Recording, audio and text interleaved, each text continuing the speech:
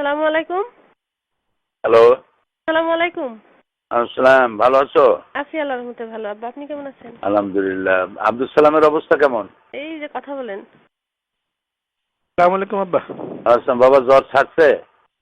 একেবারে নির্দোষীয় ছাড়ি নাই। কিছু আছে এখনো? জ্বর আছে, তারপরে কিছু খাইতে পারতেছে না, বমি হচ্ছে সমানে। শরীরটা খুব দুর্বল করে দিচ্ছে এত নাকি? দুর্বল করে দিয়ে গেছে না একেবারে। আরে কদিন ধরে বিছানায় ফেলে দিয়ে গেছে।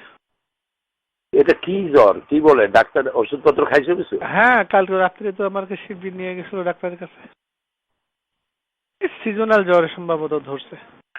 আচ্ছা আব্বা, হ্যাঁ ওই যে ব্যারিস্টার রাজ্জাক সাহেবের যে অবস্থা দেখলাম, হ্যাঁ। আপনিও এরকম করলে তো ওরা তো আসলে কোর্টের আইনে তো মানবে না। আরে করুক আর না করুক, আমাদের চেষ্টা যা আছে তা করতে করতে কি? তা ঠিক।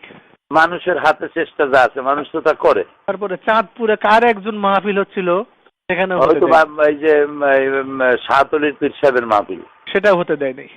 হতে দেয়নি। এরকমই করবে এখন, বড় ধরনের বিক্ষোভ টিক্ষোভ না ঘটলে বোধহয়। বিক্ষোভ কি? আল্লাহ তাআলার পক্ষ থেকে কোনো লানাত না আসলে তো আর কোনো রাস্তা নাই। আল্লাহু আকবার।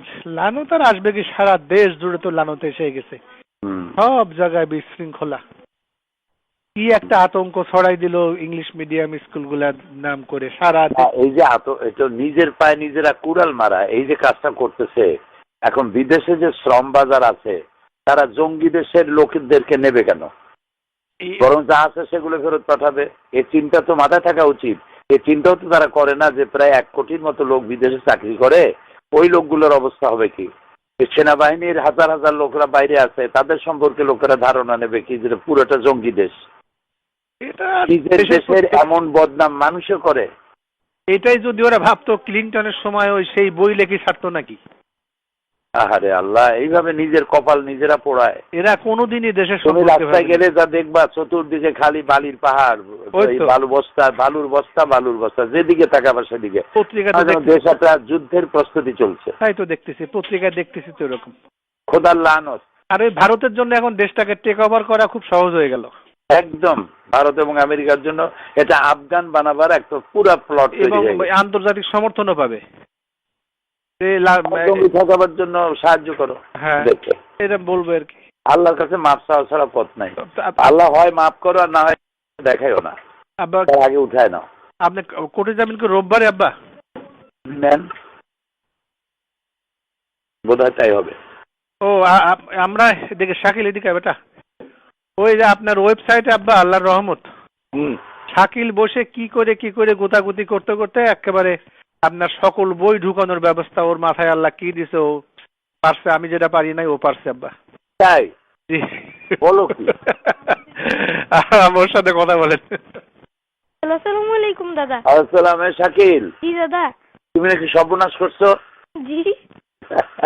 কেমনে এত সর্বনাশ করলা? জি ইনশাআল্লাহ রহমত দাদা। দাঁড়াও।